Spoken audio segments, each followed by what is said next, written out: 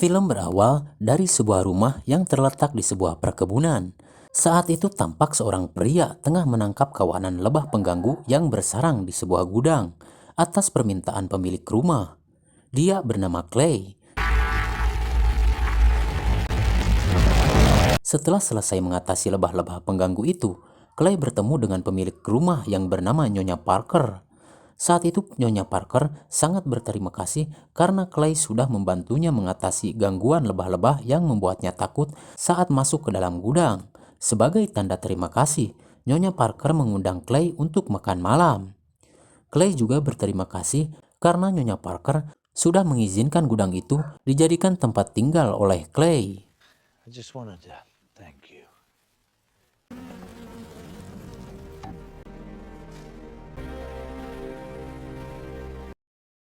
Setelah kembali ke rumah, saat membuka laptopnya, Nyonya Parker dikejutkan dengan sebuah peringatan di layar laptopnya yang menunjukkan bahwa laptopnya terkena virus dan untuk memperbaikinya, Nyonya Parker disarankan untuk menghubungi nomor telepon yang tertera di sana.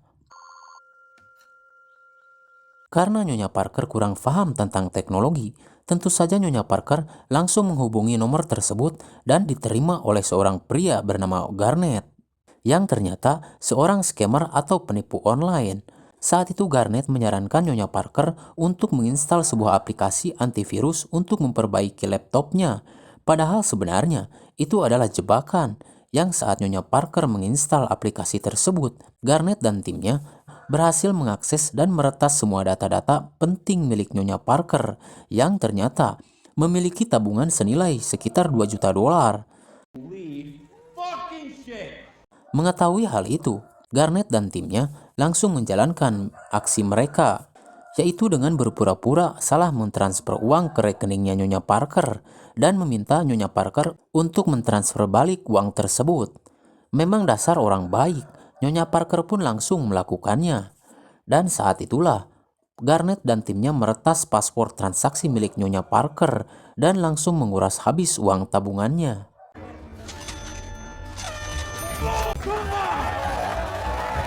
Setelah itu Garnet dan timnya langsung merayakan keberhasilan mereka.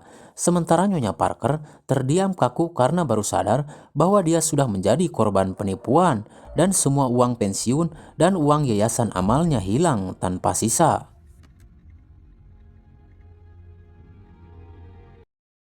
Singkat waktu, pada malam harinya, Clay bersiap pergi ke rumah Nyonya Parker sambil membawa hasil panen madu sebagai buah tangan.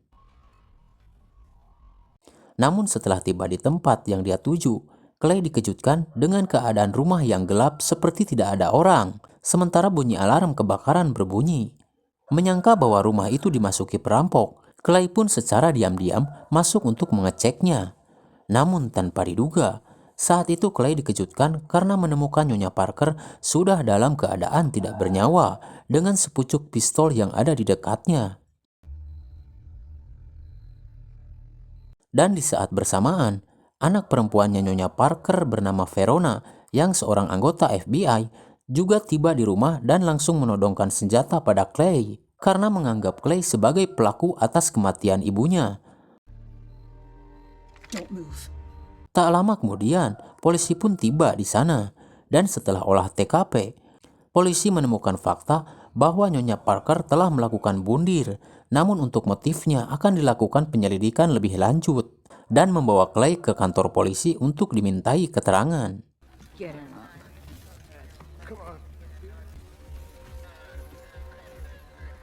Awalnya Verona tidak percaya bahwa ibunya nekat bundir, namun setelah mengecek laptop milik ibunya, Verona mendapati bahwa uang tabungan ibunya sudah lenyap.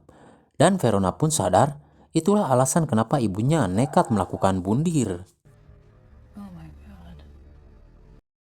Hingga pada esok harinya, Verona menemui Clay dan meminta maaf karena Verona sudah menuduh Clay sebagai pembunuh. Saat itu Verona bercerita bahwa dia merasa sangat bersalah karena sering meninggalkan ibunya seorang diri karena kesibukan. Sementara kakak laki-lakinya yang seorang tentara juga sama, jarang pulang karena tugas di luar. Verona juga menjelaskan bahwa alasan ibunya bundir karena telah menjadi korban penipuan online yang membuat uang tabungannya habis. Namun sayang, sampai saat ini, Verona dan timnya di FBI belum bisa menemukan para pelaku. Namun Verona akan terus berusaha mencari dan menemukan mereka. And so help me God, I'm gonna get these motherfuckers. Setelah itu Clay mengambil ponselnya yang disembunyikan di salah satu sarang lebahnya, lalu menghubungi seseorang dan memintanya untuk mencari tahu informasi dan markas para penipu yang telah merampok Nyonya Parker. What are you doing? Dan tak butuh waktu lama, orang itu pun berhasil menemukan informasi dan markas mereka, lalu segera menghubungi Clay untuk memberitahunya. Yeah. Ada yang aneh, siapa sebenarnya Clay dan orang yang dia hubungi, karena mereka bisa dengan cepat mencari informasi para penjahat itu, sementara sekelas FBI saja sampai saat ini belum bisa melakukannya. I want to find out. Tanpa buang waktu, Clay pun langsung tancap gas menuju tempat yang dimaksud. Sambil membawa 2 jerigen minyak, Clay berniat masuk ke dalam sebuah gedung, namun dihadang oleh 2 orang petugas keamanan, hingga ini yang terjadi. Setelah melumpuhkan para kroco, Clay langsung naik ke lantai atas dan berhasil menemukan mereka. Setelah itu tanpa basa-basi, Clay langsung menyiramkan minyak yang dia bawa ke tempat itu, dan meminta semua orang untuk berhenti menipu dan pergi dari tempat itu jika tidak ingin ikut terbakar. Your attention, please. Tentu saja Garnet tak tinggal diam dan langsung menghampiri Clay bersama beberapa orang pengawalnya. Kemudian Garnet bertanya siapa Clay sebenarnya yang berani datang seorang diri dengan berniat menghancurkan tempat bisnisnya. Saat itu Clay hanya mengaku bahwa dia adalah seorang beekeeper atau peternak lebah. Lalu setelah itu, ini yang terjadi.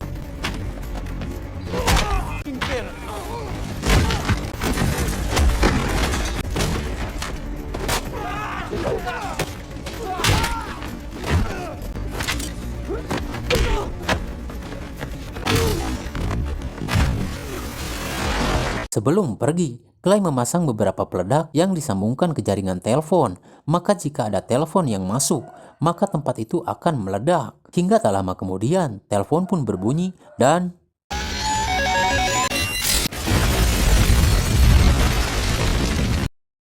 setelah itu Garnet melaporkan semua kejadian itu pada bosnya yang bernama Derek.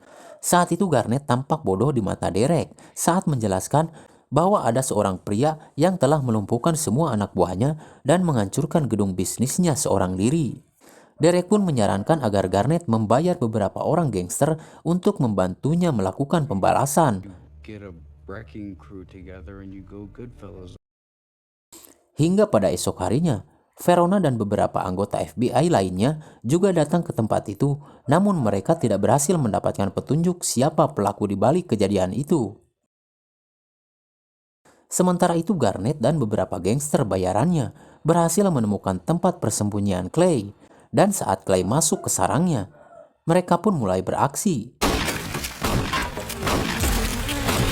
Setelah menghancurkan sarang lebah milik Clay, mereka pun langsung bersiap melakukan penyergapan tanpa mereka sadari bahwa mereka masuk ke dalam sarang singa, hingga ini yang terjadi.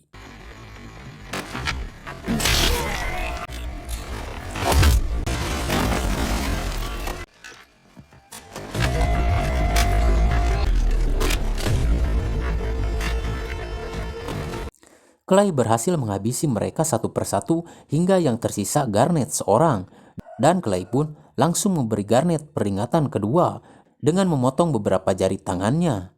Setelah itu Clay pun pergi dari tempat itu.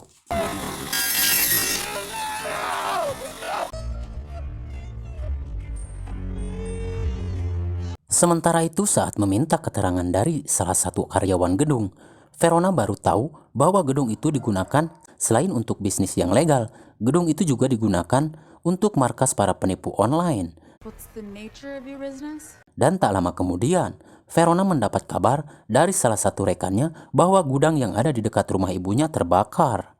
Dan setelah dicek, Verona menemukan beberapa mayat yang sudah hangus terbakar dan sebuah tanda pengenal milik Garnet yang tertinggal.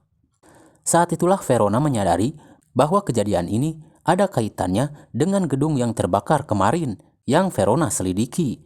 Ditambah lagi menurut keterangan para saksi, ciri-ciri pelaku mengarah pada Clay. Sementara itu Garnett kembali mengabarkan kegagalannya pada Derek. Bahkan kali ini Garnett harus terluka karena kehilangan beberapa jari tangannya. Saat itu Derek dibuat penasaran siapa orang yang telah menghancurkan salah satu bisnisnya. Saat itu Garnett hanya tahu bahwa namanya adalah Clay dan selalu menyebut bahwa dirinya adalah seorang beekeeper atau peternak lebah. I don't know, a fucking beekeeper. Tak lama kemudian, Clay tiba-tiba muncul dan kembali menghajar Garnett. Setelah itu Clay langsung mengantarkan Garnett ke Rahmatullah. No, bro.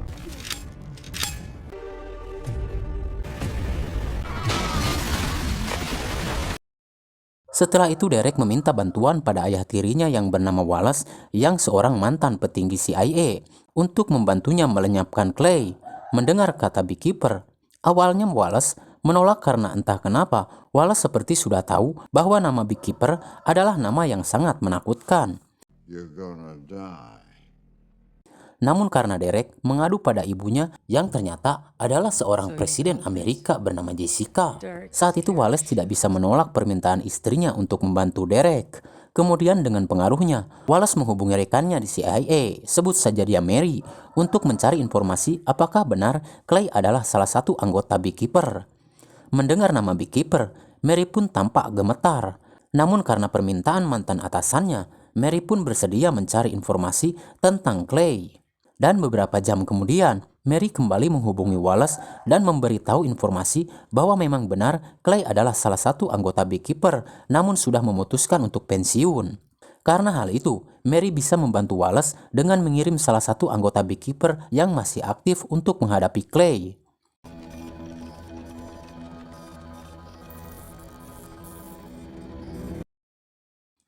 Sementara itu Verona dan rekannya mendapat info tentang penemuan mayat yang mengambang di aliran sungai. Yang setelah dicek, Verona mengetahui orang itu adalah Garnett dari foto tanda pengenal yang tertinggal di gudang dekat rumahnya. Dan saat itu, Verona sadar bahwa Clay ternyata bukan orang sembarangan. That Garnett? Pada malam harinya, saat Clay tengah mengisi bensin, tiba-tiba dia diserang oleh anggota The Beekeeper wanita hingga ini yang terjadi.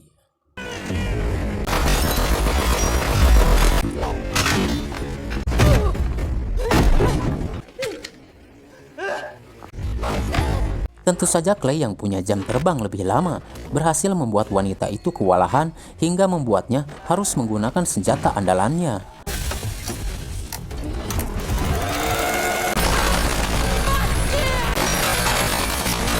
Namun dengan sebotol madu, Clay berhasil melumpuhkannya, lalu membakarnya hidup-hidup dan memotong salah satu jari tangannya sebelum pergi dari tempat itu.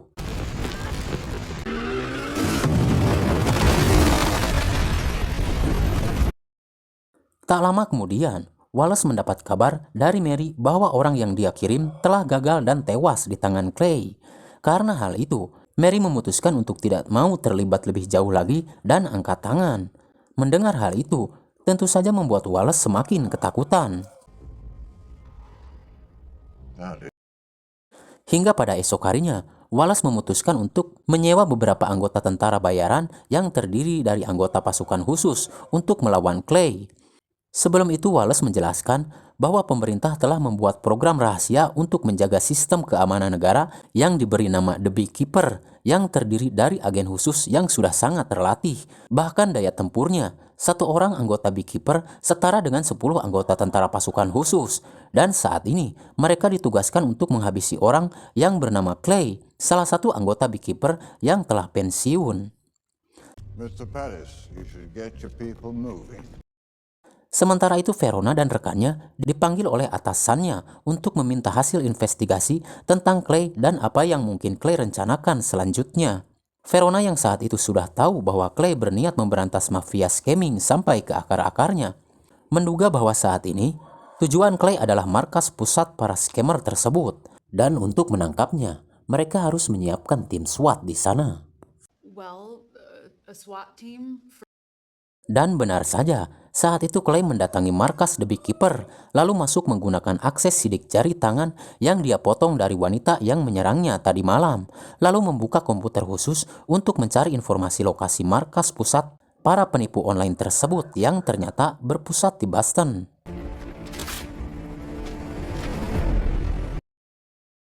Sementara itu, tempat yang saat ini menjadi tujuan Clay sudah dijaga oleh tentara bayaran Wallace dibantu oleh tim SWAT dari FBI. Saat tim SWAT mengatur rencana untuk penyergapan, tiba-tiba Clay muncul dan bergabung dengan mereka untuk memberi saran bagaimana caranya untuk menangkap dirinya sendiri. Lalu ini yang terjadi.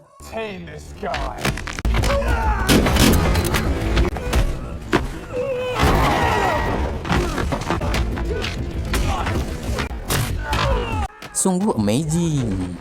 Clay kembali menunjukkan skillnya dengan melumpuhkan 10 anggota tim SWAT hanya dengan tangan kosong, lalu masuk ke dalam gedung. Sementara itu tentara bayaran Wallace tengah berdebat dengan pegawainya Derek yang tidak mau menghentikan sementara pekerjaannya dan merasa terganggu dengan kehadiran mereka di dalam ruangan kerja. Hingga dia memutuskan untuk menghubungi Derek dan tak lama kemudian Derek pun memerintahkan tentara bayaran Wallace untuk tidak mengganggu anak buahnya bekerja dan melakukan pengamanan di luar ruangan. Saat para tentara itu keluar, tanpa mereka sadari bahwa ternyata Clay sudah menyusup dan membaur dengan para karyawannya Derek. Lalu ini yang terjadi.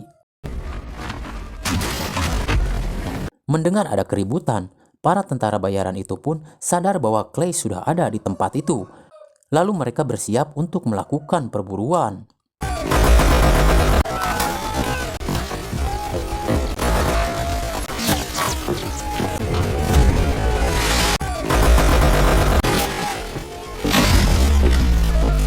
Clay sadar bahwa selain kalah jumlah, Clay juga yakin orang-orang yang dihadapi saat ini adalah orang-orang yang cukup terlatih, hingga dia harus memutar otak dan mengatur siasat untuk melumpuhkan mereka satu persatu atau dengan membuat jebakan. Hingga akhirnya Clay berhasil melumpuhkan mereka.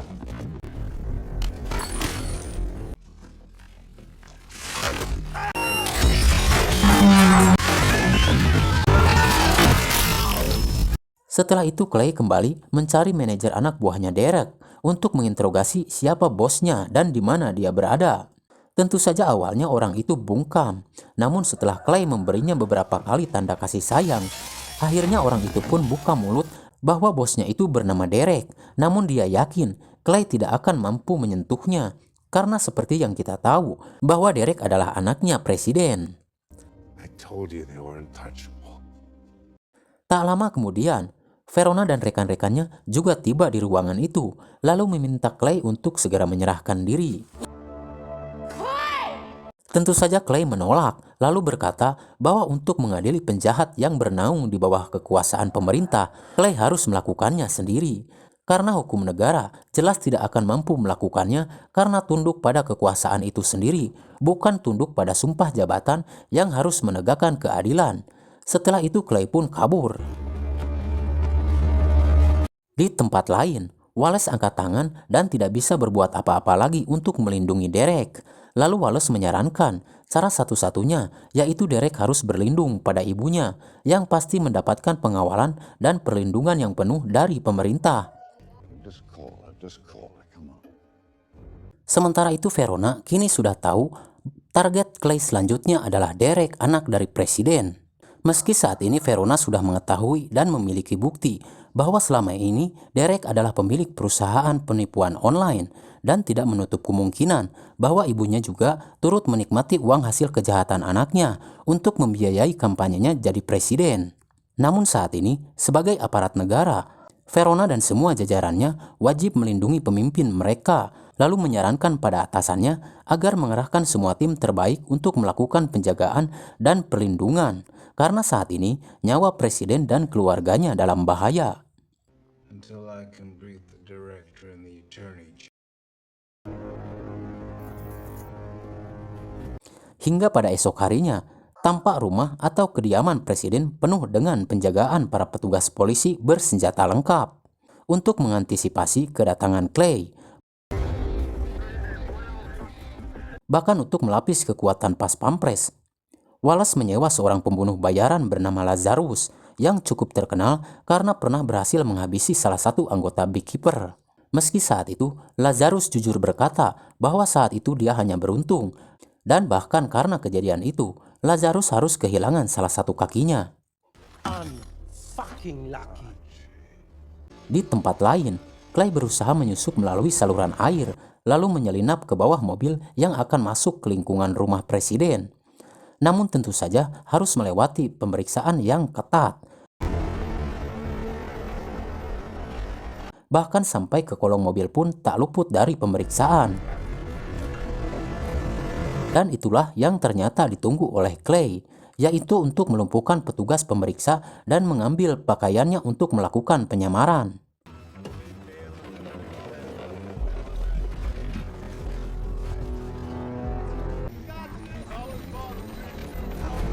Setelah itu Clay memasang peledak di beberapa tempat, kemudian mengganti baju, lalu masuk ke dalam rumah dan berbaur dengan tamu undangan presiden karena secara kebetulan saat itu tengah ada pesta pertemuan para pengusaha yang tak bisa dibatalkan. Sementara itu Derek dipanggil oleh ibunya untuk membahas sumber dana mencurigakan yang masuk ke rekening perusahaannya bersama komandan FBI. Saat itu Derek tampak panik karena ternyata ibunya tidak tahu bahwa Derek memiliki bisnis penipuan online hingga terjadi sedikit perdebatan di antara mereka. Sementara Clay sengaja menunjukkan diri pada petugas keamanan untuk memancing mereka agar mengikutinya keluar, lalu berpura-pura menyerahkan diri. Dan setelah itu, ini yang terjadi.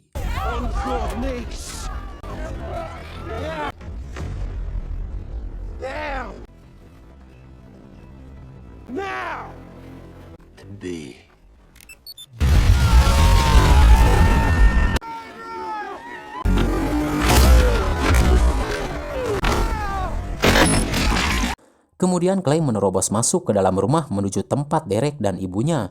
Tentu saja harus melewati para penjaga yang tersisa yang ada di setiap ruangan.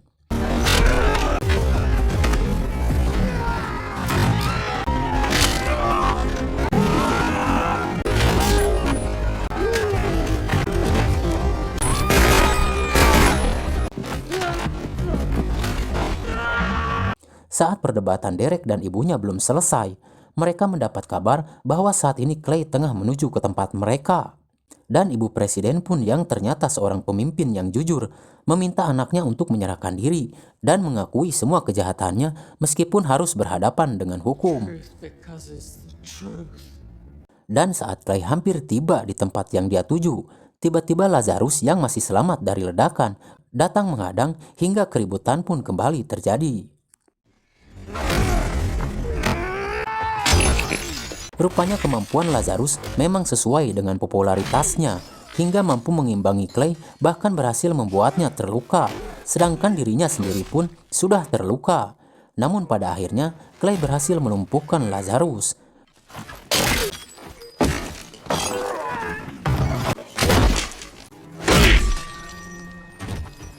Karena tidak dapat pembelaan dari ibunya, Derek nekat menghabisi komandan FBI untuk menghilangkan saksi. Dan tak lama kemudian, Clay pun datang. Dan bangkainya, bukannya menyerah, Derek malah menjadikan ibunya sendiri sebagai sandera. Tak lama kemudian, Verona dan rekannya juga tiba di tempat itu dan meminta Clay untuk menyerahkan diri. Namun malah ini yang terjadi.